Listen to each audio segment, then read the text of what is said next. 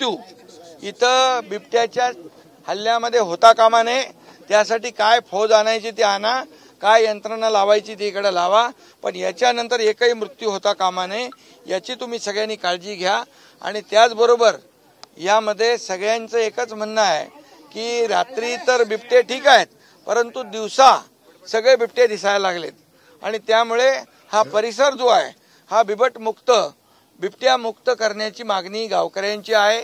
ही मागणी जी त्यांनी केलेली आहे, ही मागणी करण्याचं कारण हे सगळं दिवसाढवळ्या सगळ्या घटना होऊ लागलेल्या आहेत आणि समोरच आपल्या कुटुंबाच्या समोरच आपली मुलं माणसं बिबट्याची शिकार होऊ लागले, तर शेवटी माणसाने परिवाराने जगायचं कसं हा प्रश्न त्यांच्या समोर निर्माण झाला आहे।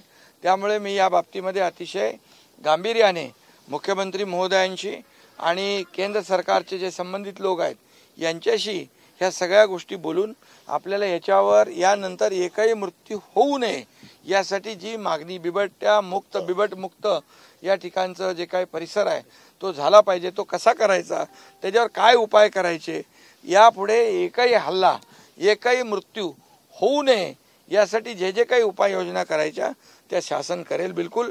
आणि त्यासाठी मी स्वतः यामध्ये लक्ष घालीन गांभीर्याने आणि ज्या लोकांना आज हे दुःख भोगायला लागले त्यांच्या मागे देखील पाठीशी सरकार पूर्णपणे उभं राहील त्यांच्या मागे। शेवटी गेलेला जीव आपण वापस आणू शकत नाही, परंतु जे आता पुन्हा अशा प्रकारची दुर्घटना होऊ नये ती टाळली पाहिजे यासाठी जे उपाय करायचे ते करू। आणि यासाठी कायमस्वरूपी हा जो काही प्रकार हे जे काही प्रसंग लोकांवर येत आहेत ते बंद झाले पाहिजे यासाठी आपण शासन म्हणून रस्ता भिस्ता काय जो काय आता रस्त्याची मागणी आली, रस्ता नाही आहे तर तुम्ही रस्त्याला जागा दिली तर ते रस्ते आपण ताबडतोब तातडीने ते करून घेऊ, पाणंद रस्त्यांच्या माध्यमातून करू। मी पाणंद आमचे मंत्री भरत गोगावले आहेत, मी त्यांना दौरा करायला लावतो, लगेच दौरा करायला लावतो शरद, आणि या ठिकाणी तेही आपण करू। पण सगळ्यात महत्त्वाचं हे सगळे बाकी गोष्टी होतील पण इथून पुढे एकही जीव जाता कामा नये यासाठी आम्ही प्रयत्न करतो। तेवढीच अपेक्षा होती। ठीक आहे।